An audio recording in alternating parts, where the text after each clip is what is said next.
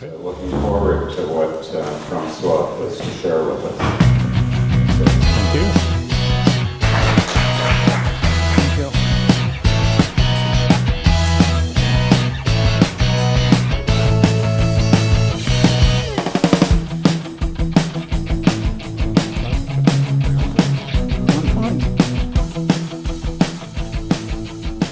Well, thanks everyone for coming this morning. About a month ago, we were planning for speakers for the next few men's breakfasts, and Ralph Sikkema had mentioned that he thought that my dad would have an interesting story to share. And when a spot opened up for speaking at this morning's breakfast, I asked and was thrilled when my dad, Francois Behmann, agreed to share with us this morning. So my dad was born in 1933 and raised in Egypt.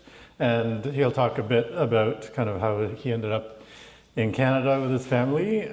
He grew up in a town called Asyut in Upper Egypt, which is at like the southern end of the Nile. It's home to one of the largest Coptic Christian communities in Egypt, and Coptic just literally means Christian.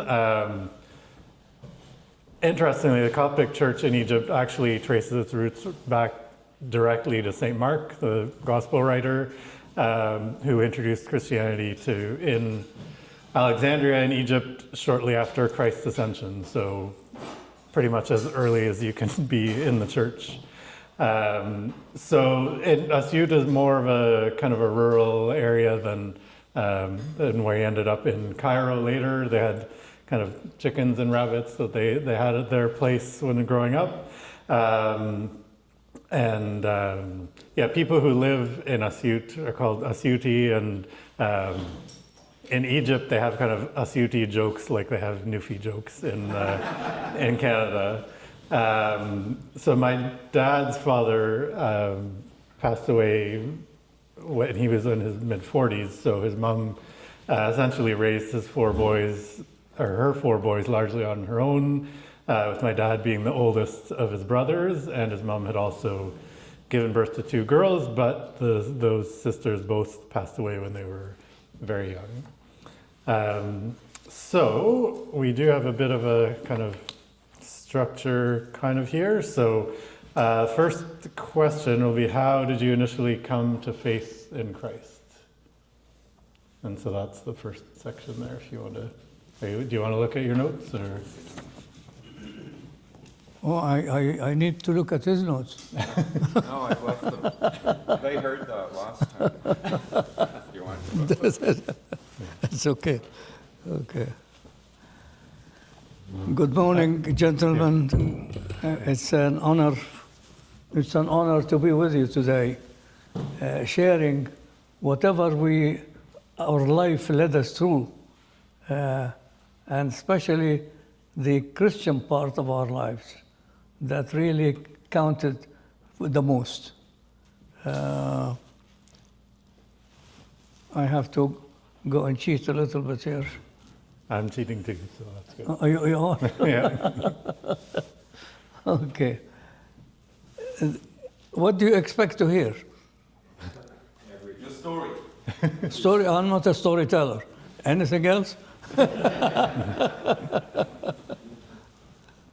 born as a believing Christian? I was born what, sorry? Were you born right into a believing family? Definitely, yeah. Very, very religious family, father and mother. So that part of it set the base for our upbringing, yeah. Anything else? That's an easy question now. Get a little bit deeper, though. Curtis, that's the tough one. So you had a kind of experience with a revival conference in Asyut where you grew up. How did you know that? Had some hints. The birdie was telling you again? Yeah. Yeah, that was a very exciting part of my life, the beginning of my Christian life, my real Christian life. We were brought up Christians, a Christian family. My father was obviously a very good Christian. Mother, the same thing. both of them brought up in American College in Asyut. By the way, correction, Asyut is the capital of Upper Egypt. So it's not a little town. Sorry, yes. Yeah. I just compared to Cairo, it's smaller. Why? You haven't been there, that's the problem. Yeah. Make it a point to go there next time. So anyway, where were we? You talk about the revival conference? Oh, okay. We got there already? I think so. You see, I was brought up in a Christian family. My father was Christian, my mother was Christian, and all the surroundings were Christians. But I was really puzzled and having difficulty in some areas of Christianity, having to love everybody, love your neighbor. Oh, how can I love my neighbor? They're troublemakers and. So I had a problem with many areas in the Bible, and especially in Christian beliefs, that I really couldn't really see how can I do it. I gave up one day and I said, I need help. I need help from professionals, religious people who really studied the Bible much more than I did, that can tell me a little bit more as to how can I live with that? How can I do it? How can I really love my enemy? Well, how do you do it? Anyway, all of a sudden, it was announced that there was what do you call it? Not a festival. And do you know what am I talking about? Is it a revival A conference? revival conference. Yeah. That's the word I was looking for. How did you know that this is what I'm looking for? Okay. So there was announced a revival conference. I said, hey, that sounds great. Revival of what? Let me go there and find out. Maybe I'll get the answer to my concerns. So I went to that conference, and I chose to go by myself. I was the eldest of the kids.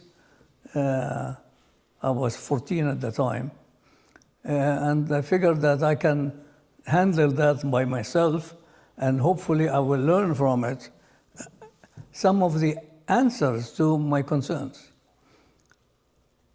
I did, and I was pleasantly surprised that I had many answers to many of my concerns. How did that happen? It's God's work. I heard that before, didn't touch me. At this time, the leader of the conference was a very distinguished theologian, and he really brought it down to the basics.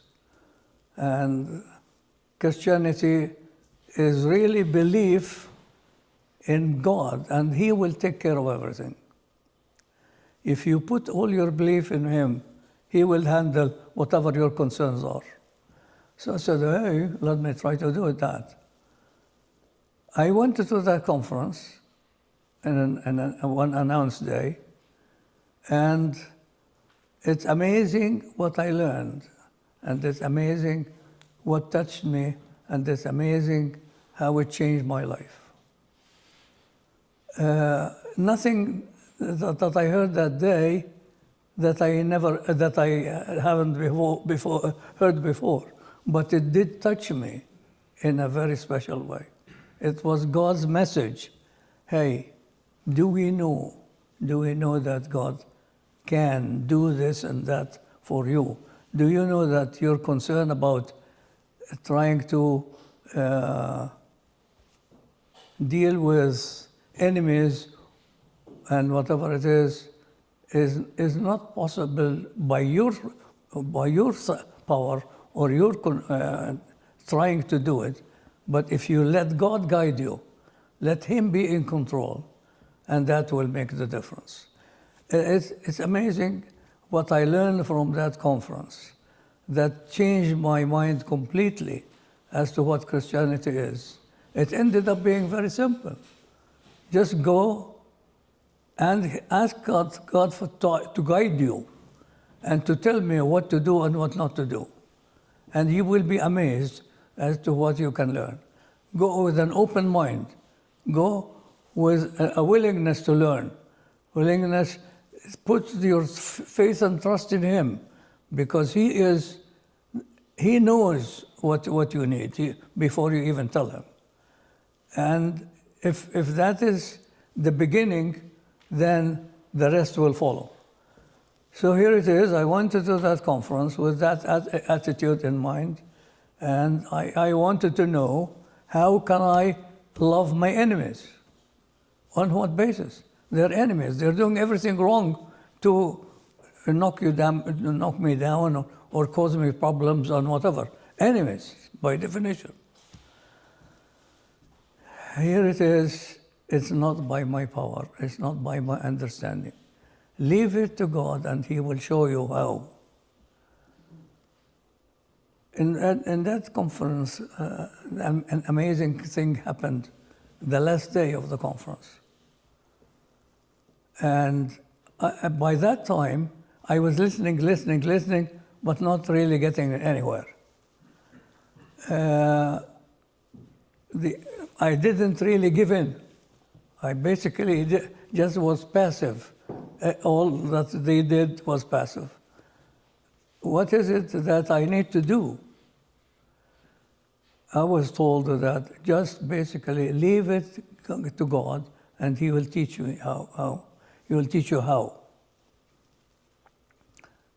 One day, it was getting actually close to the end of the conference, and I got that message loud and clear that if I really want to know, I have to submit everything to God. That now became the difficulty. Submit. Submit what? Submit everything to God. Let Him lead your life. Because He knows what you need. He knows how He will get the message through. And you cannot do it by yourself. As simple as that. So I said, if that is the way, well, let me try it anyway. What have you got to lose? So that one night, it was getting pretty close to the end of the conference. And I submitted my life the way He was asking to Jesus in every respect. You do with it what you want, and you do with it what you know is good for me. You know what I'm struggling with. I cannot do it by myself. And let me depend upon you, God, to really direct me as to how I should proceed any further, because it failed before. I tried to do it on my own, didn't work. So with this as a beginning, I was involved in, it was actually led by an American mission conference, and they were very good in singing. So one of the key songs that we learned is, what was it?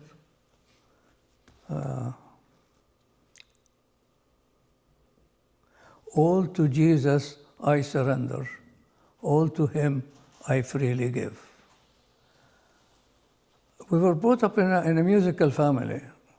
My father was great in music. My mother was an organist and whatever. So we were brought up with music. I said, oh, I know the tune. Why don't we sing it together and see what impact this may have on us and on the problem that we're having? So here it is. All to Jesus I surrender. All to him I freely give. I assume that most of you, if not all of you, know that hymn very easily. If this is the case, say, why don't we sing it together? Do you mind? Sounds good. All to Jesus I surrender. All to him I freely give. I will ever love and trust him. Oh, his presence daily live. I surrender all. I surrender all to Jesus, my blessed Savior. I surrender all. The interesting thing is that we knew that song before. We sang it before so many times. But this time we meant it. We really meant it. We were paying attention to the words and to it means and how our lives are affected by that. It's amazing that that song, which was clearly very, very well known, at that time, it made a big difference in our lives. And why? Because really we listen to the meaning of the words. Submission. Submit your life. Don't try to do it on your own. Submit your life to Jesus. Ask him, he will guide you through. You have a problem with enemies, okay? Ask God to help you, and so on. So we started this new we don't call it game, but a new approach of submission. And it's amazing how it made a difference. That is, during the conference itself, we haven't even finished, but we were feeling already the guidance and the direction, and there is nothing that is impossible. Yeah, you have a problem, okay, submit it, give it to God, and see what he can do. So, as we were approaching more or less the end of the conference, which was for about a week or 10 days or so, we said, hey, what are we going to do now? We reached the stage where we think we have the recipe of submission. We sang even, all to Jesus I surrender. Is this enough? All the message we got back is, yes, it is if you mean it. If you really mean everything you committed yourself to. It's a commitment. All to Jesus I remember. All to Jesus I remember. I surrender. The interesting thing is that by the end of the conference, a group of us and others who went along with this submission, we were so touched that most of us, we were sort of tears of joy.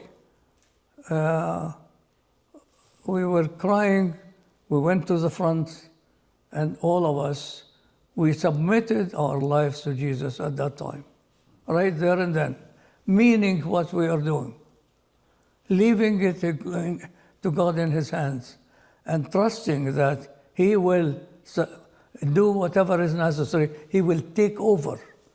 Submit means that you let him be in control of your life. So here it is, a group of people, including myself, went upstage, and we submitted our lives to Christ.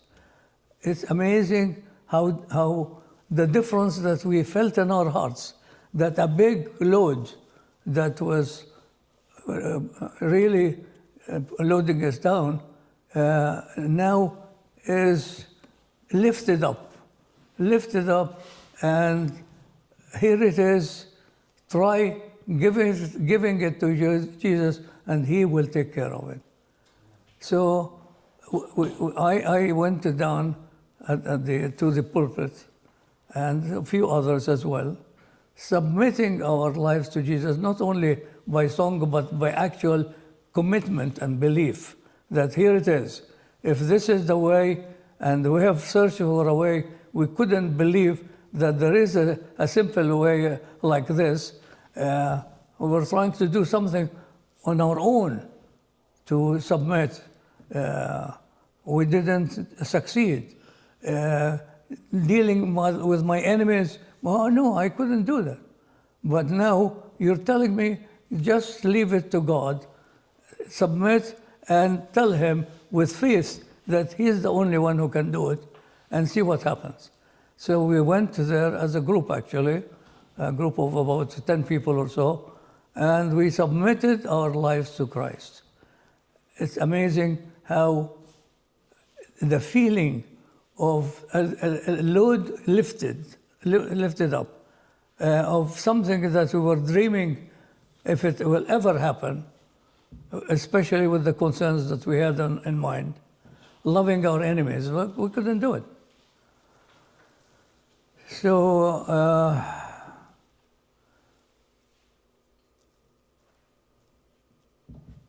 that was the test. We felt really relieved. All the people that submitted their lives went to the pulpit with tears in their eyes, actually seriously committing their lives to Christ. My concern at that time was a personal one. I went to that conference all by myself. I didn't have anybody from the family. I was the eldest anyway. And I went there not even telling my father or mother what am I doing or where am I going. And here it is, it was reaching midnight. And I got carried away with this involvement because I was very excited about it. Tears in my eyes all the time, and with the other people who went along with me. They were all happy, in peace, because they have experienced something that they didn't experience before. Unfortunately, my problem is that how am I going to get back to home and tell them what is happening, and why is it that it is now nearly midnight and a boy of 14 years old, I'm not used to that. They're not used to see me away from home that late at night. And I was actually expecting that I will be scolded and something is going to happen. They're not going to like that I'm coming back that late without even telling anybody anything. There were no cell phones or whatever it is. Couldn't communicate. So, but according to the message that we communicated with God, that the one that we just got introduced to you, in order to relieve us from this concern. In my case, my concern was my family. How am I going to deal with them? How am I going to face them? It's past midnight. It never happened before. It's amazing. I basically prayed as I was told, and went home, and father and mother were waiting. I expected in the beginning a big scolding and something. What's going on? You never did that before. What's the problem? They expected the problem that I was caught into or something. Although they knew where I went, they didn't expect that. But problems can happen anywhere. So as soon as they saw my face, they rejoiced. And they took me by the arms, and they felt that here it is, he did experience Jesus in his life. It's obvious. It's in his eyes. It's in the way, the tone of his voice. It's welcome him home. Welcome him home. This is a good beginning that he wanted, what he was looking for, and he got. So the encouragement that I got was miraculous, support, instead of being scolded or whatever it is, which I never was. But anyway, I deserved it. I would have deserved that. But the opposite was the case, is that I was lifted up because God worked in them that here, be careful, because that day, that evening, that boy accepted Christ as his personal Savior. It's amazing when I noticed that this affected me, affected them, and affected the whole atmosphere to that extent that I said that, oh boy, that Jesus' acceptance is not that simple. It changed the whole atmosphere at home and in the conference with the friends that I went down with and so on. So it really was the beginning of my Christian life, my true Christian life. Prior to that, I used to go to church, with family, no problem. But it was a routine. It wasn't personal. I had these issues in my mind that I couldn't really resolve. How can I love my enemies? Well, I don't know. I lived just with it, ignored it. That night, I didn't ignore it. It was resolved. I found the recipe, how to live with your enemies, how to live a Christian life that is of acceptance of anybody or everybody, that even those that you don't accept. Jesus accepted you, then are you going to accept others as well? And that was a new beginning for me and for the family. That's great. I think enough is enough for For that part. for that. So You got the message? I think What, so, what did you yeah. get? So, What did you get? well, maybe we'll get to that after. Oh, I'm not allowed to ask them? No. Oh. It's a one-way street. So tell us a bit about what it was like in Egypt as a Christian, and whether you experienced any discrimination and how that kind of played into things. This is maybe moving ahead to after you graduated from university and were kind of in your early working. It's at the bottom of that first page there, if you want to take a look. He knows things that I don't know. What are you talking about? No cheating, huh? There, right there. I know. Okay, this is jumping ahead a little bit, but that's Oh, no, okay. it's right there. Yeah, okay.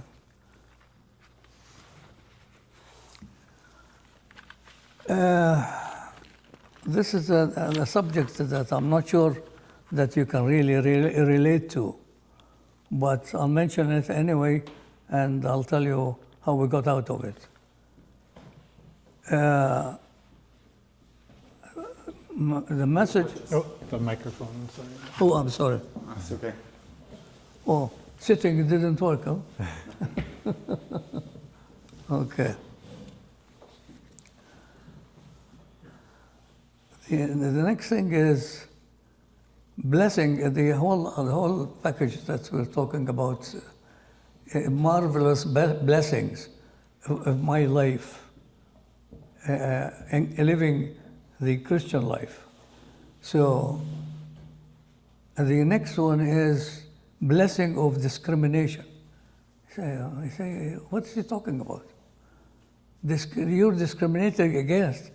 You're being discriminated against, and that's a blessing. Well, God can make a blessing out of it. So this is the next one here. The next one here is basically, I was It's a long story, so I'm trying to shortcut a lot of things.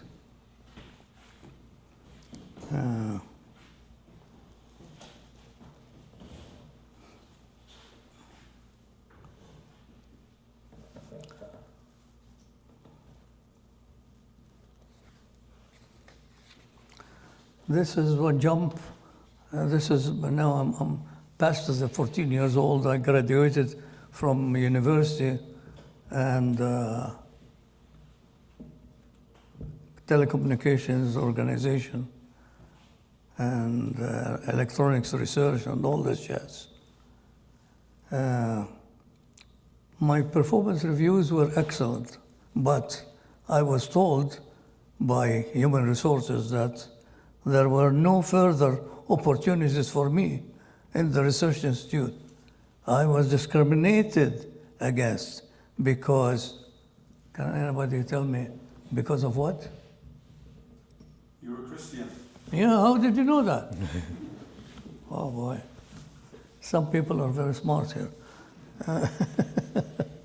Yeah, I was discriminated against because I was a Christian.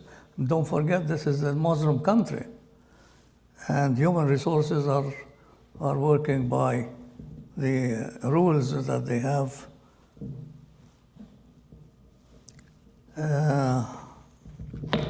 So I was discriminated against. And I couldn't really handle that because I knew what I was doing. Sorry.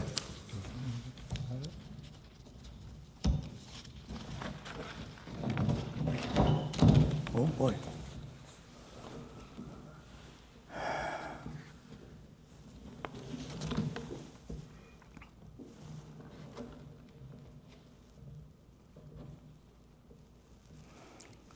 How am I going to prove to them differently that their discrimination is unfounded?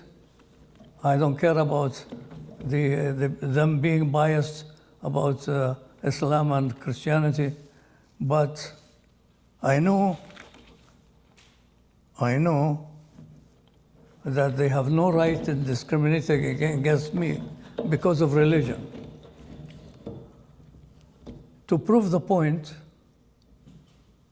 I had some research papers at the time that I presented to the Director General to prove that I am not to be discriminated against because of religion, because technically speaking, the performances that I documented are definitely evidence that everything I'm doing is 100% right and legal, and they have no reason to discriminate against me. That was a battle that was not easy, but fortunately the Director General was on my side and he supported me to the extent that he overruled that discrimination, and I got out of it successfully in spite of the rules of society. So here it is, if societies are against you because of whatever reason, and especially in this case because of religion, and here it is, the religion of the country is Islam. So here it is, a Christian trying to prove himself that he knows God and whatever, and asking for consideration that this will support him to do what he feels is right, which technically, but not religiously, and not according to their rules of religion. So that was a big battle. Fortunately, the Director General was a Muslim, yes, but he was open-minded. God worked in him. And we were praying for him to intervene and to prove that you can take care of biases and discriminations by, okay. Take care of biases, and if you really look at God, who is supporting you with the opportunities for advancement. So that, anyway, to make this story short, it went through, and we succeeded with God's support, miraculously. Never happened before to overrule human resources and the rules, but we did. Yeah.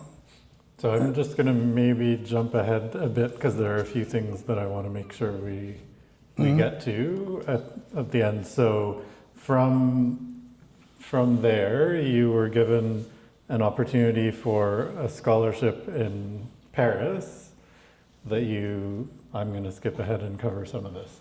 And then when you were in Paris and you presented a paper at a conference, you ended up talking to some people from Bell Canada, and that kind of resulted in a job offer to come to Canada. And then you ended up coming, and I don't want to cut it too short about that part, but essentially you came, and then you were engaged in Egypt, but then ended up getting married in Montreal. You're jumping. I am jumping because there's still lots of stuff to try and cover that we don't want to miss. He's a fast reader, I'm slow.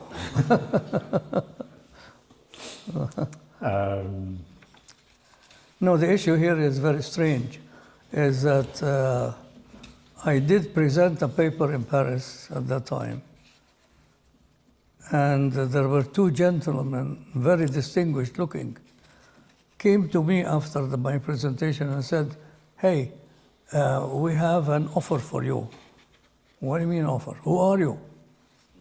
It ended up being the president and chief engineer of Bell Canada in Montreal. They were very impressed by my presentation and the paper that I presented, and they said, "We're going to offer you a job in Canada to work for us because we like what you're saying, we like what's behind it, and we have a job for you." It was very strange for me to receive an offer like this, but when I knew who they are, then I had to accept it with thanks. I actually didn't take it lightly, so I went to the Canadian Embassy in Paris. I was in Paris at that time with my scholarship. So I went to them and they said, "Hey, these are the two people here, they're giving you an offer. I don't know if I can accept. I don't know who they are. I don't know what's behind all this jazz." So they investigated and they came and told me, "You can't get a better offer than this. They are very credible, they are high profile management in Canada. You better take it with thanks. The compensation that you're getting, you'll never get from anywhere else." I told them, "But that's Canada, we're in Paris here. I love Paris. That Canada with the snow and whatever it is, I'm not really planning to go into freezing because of money." Anyway, it ended up that this is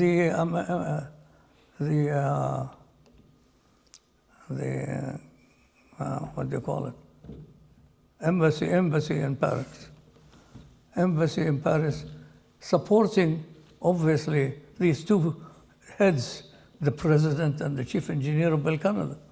Obviously, they're supporting him, they're behind him. And they're trying to convince me to listen to them. These are two big heads. Can't argue with it, you'll never get a chance like this if you refuse it. So now coming back from the experience of leaving everything to God.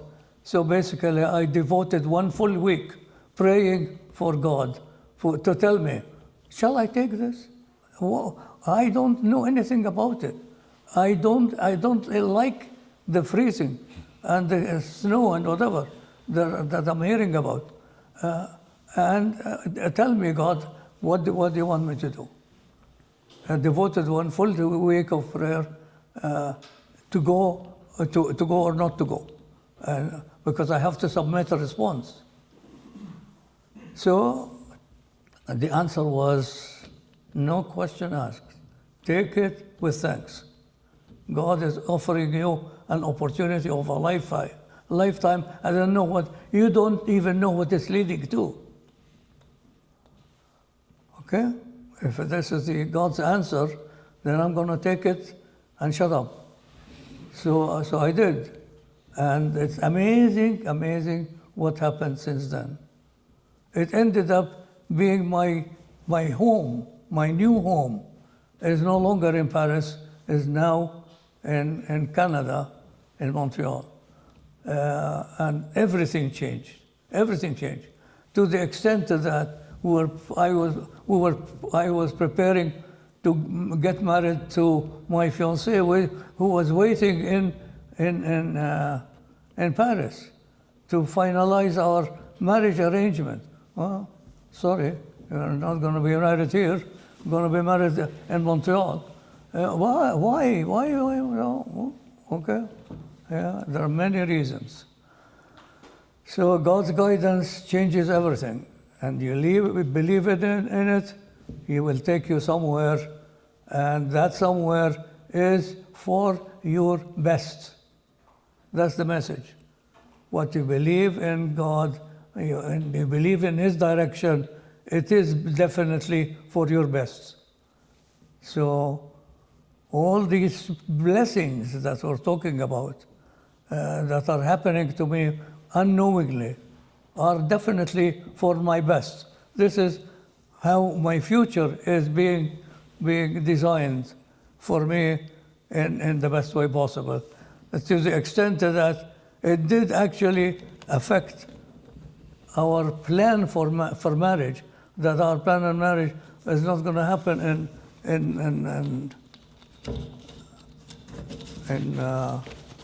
France anymore, but it's happening now in Canada, which it did. I was just going to say, we're getting a bit of a time warning, so we're going to probably need to... So I think you can see my dad's life as a lifetime of different experiences.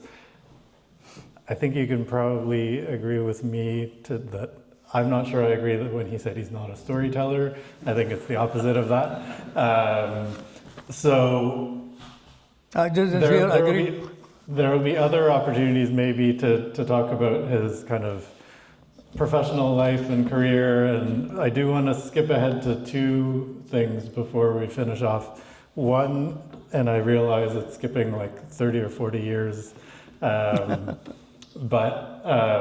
one is going to be about the Arabic Alpha course, and the other will be about the kind of the gospel hymns that you've done. So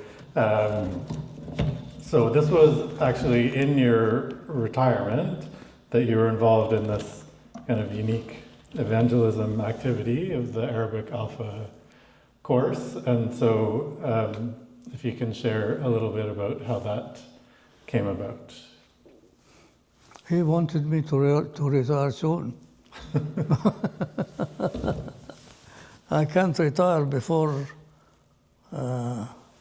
Anyway, talking about retirement, as you can see, I guess, I'm past retirement. God blessed me with, how many years now? Oh boy. Who's counting? 92. 92 years old. God blessed me with 92 years of blessings.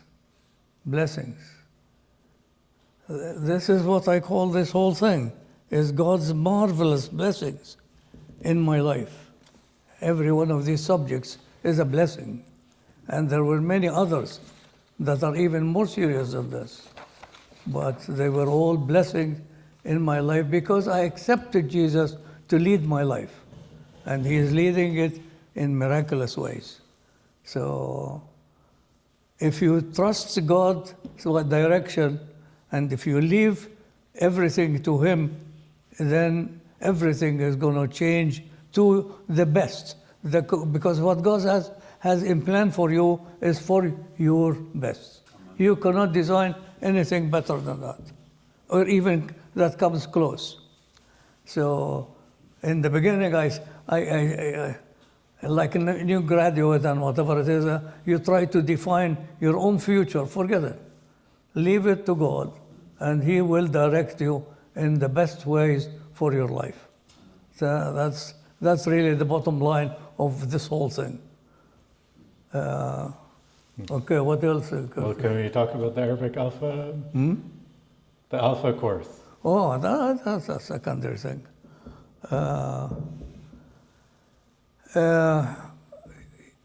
Now listening to God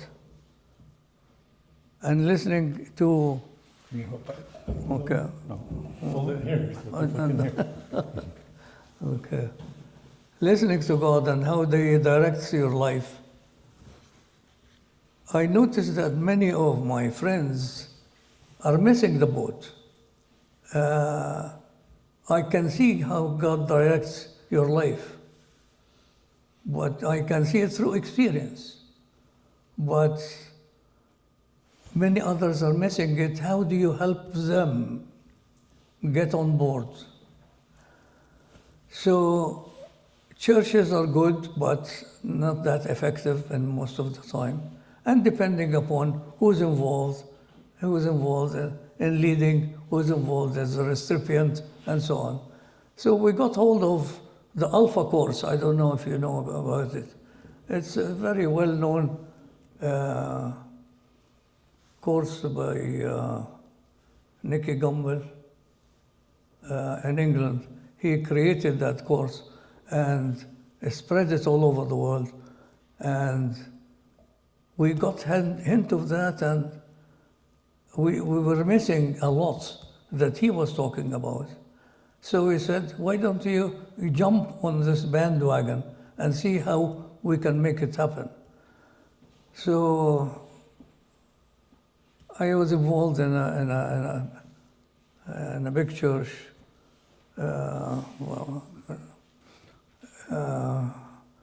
And however, it was mainly an Arabic-speaking church. So, okay, this means that we're talking to people in Arabic. That is my mother's tongue and my father's tongue and whatever. And we're very effective in doing it because we know the language very well. So we found out that this Alpha course exists in Arabic. However, it needs leaders who are proficient in the language and proficient in the way of presenting it. So here it is, here I am. So it was a very good choice for us and for them. They were looking for that kind of credential, and we had it, not in the language only, but in the culture. Why? Because you're inviting people who are Arabic-speaking people, and it will be much better if you talk to them in the language that they understand and they can relate to. So. And this is in the Ottawa area, of Arabic-speaking people in the Ottawa area. So approached 7 churches actually of different denominations, and we convinced them with the Alpha course. Didn't take much at all convincing, and it's amazing had the responses that we got. And God directed us as to how to do it. You have to do it differently. Talking to Arabic-speaking people is very different than talking to you guys. Why? Because, for instance, when you have a meal, that meal here, if you give it to the Arabic-speaking people, well, they won't really respect it. You can, I wouldn't buy people by food, but it definitely has a big effect. So if you invite Arabic-speaking people to a meal, it better be something worth it, according to what they are used to. So basically, we took this Arabic course of Alpha and basically introduced food for that is attractive that attracts these people to come and attend.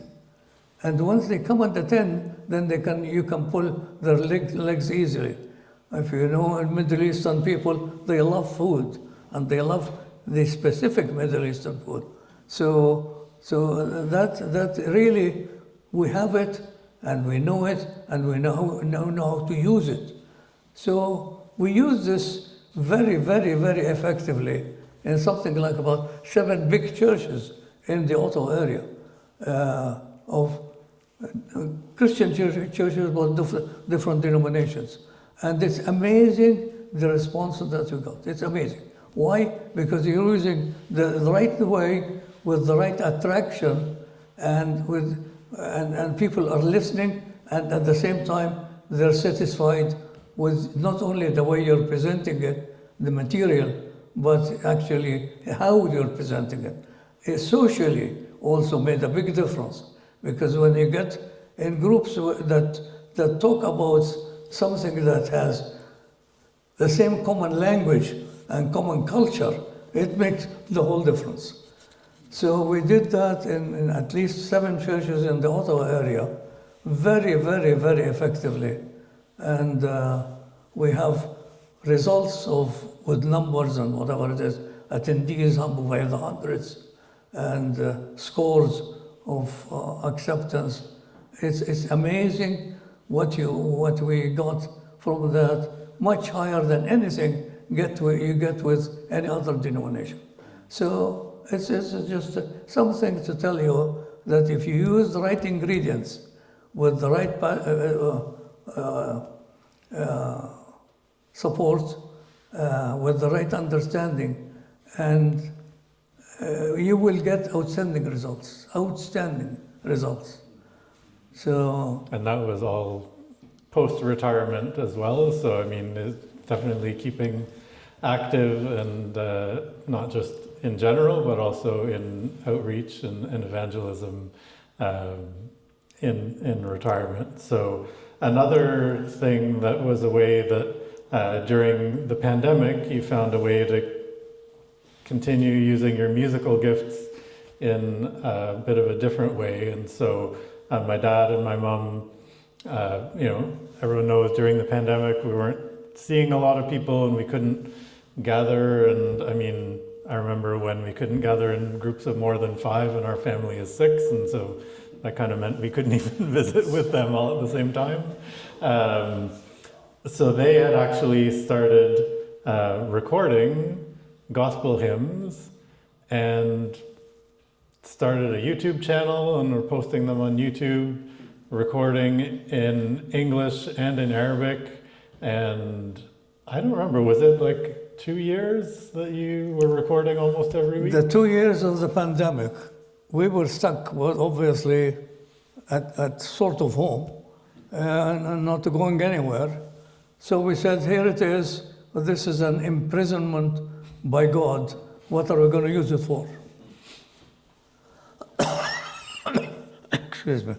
So with a lot of prayer, here it is, God prepared this for us. Established a team of choral team that will get the message of the Bible on a weekly basis, because here it is, we have 2 years of pandemic. So get it every week. Get a Christian message. We were all musical and we knew the Bible, so get that message. And the thing is that how are the people going to reach it? So get it on YouTube. There is nothing easier than that. So we got the techniques of doing this and the photography of doing it, and we did all that at home, every week, for 2 years. We got that going, and it's amazing the responses that we got from that until today. Till today, thousands of people from all over the world listen to it and communicate with us for more and more and more. So that's an outreach that we couldn't dream of, especially at a lousy time like pandemic. But here it is. God directed us to use it, and the methods of using it in both Arabic and English, because we're proficient at least in these 2 languages. We didn't touch the French, but it's another problem. And this was kind of full circle. We didn't get a chance to get into it, but my parents actually met singing in choirs at church growing up. My mom was an organist at the church where her father was the minister, an evangelical church in Cairo, and that's where they met. And so I just thought it was very encouraging, inspiring to see that, decades before they met through that shared love of music and singing, and then as my dad was saying, in a very difficult time, they found a way to use those gifts. They're the 2 of them alone at home, playing on the piano, recording, singing. They had some friends help put subtitles, but they were effectively doing the rest of it, and so it was pretty awesome. So do we have the hymn queued up? Do we have time for that, or should we maybe send that? You didn't get it queued up? Okay. Anyways, we do have, there are at the table where the sign-up sheet was and whatever, there are some little cards if you want to get with some QR codes that can bring you directly to the YouTube channel in the Arabic and the English songs. And I was just really neat. They got a lot of great feedback on YouTube, but then also people started sharing them on Facebook, and they had a corresponding Facebook page as well, and got a lot of feedback. And people that they don't even know, they have friends who share it, and then these kind of strangers are being encouraged and encouraging them. So it's just been a really great way to see God continuing to work in and through them, and just an encouragement that at all the different stages of our lives, God can and will work through us if we're open to it and we let Him do that. So the one that we were going to play was Trust and Obey, but maybe, and in this thing that my dad was kind of summarizing, saying that we've trusted and obeyed God and prayed and left everything in His hands, and now we give Him all the praise and the glory. So I think that's a good way to summarize and wrap things up. Amen. So thank you, Dad, for sharing.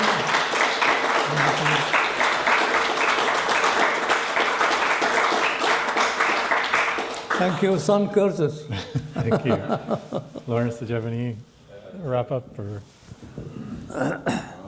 Thank you very much, Francois, for being here. There's more story to tell, so I might have to invite you back one. So guys, the next breakfast is May 9th. We don't have a speaker yet, but you'll find out about that soon enough. Thank you so much for coming. We really hope that this is the start of something for us guys. Honestly, I feel like men are undervalued these days, our culture. There's something wrong there, but we're Christian men.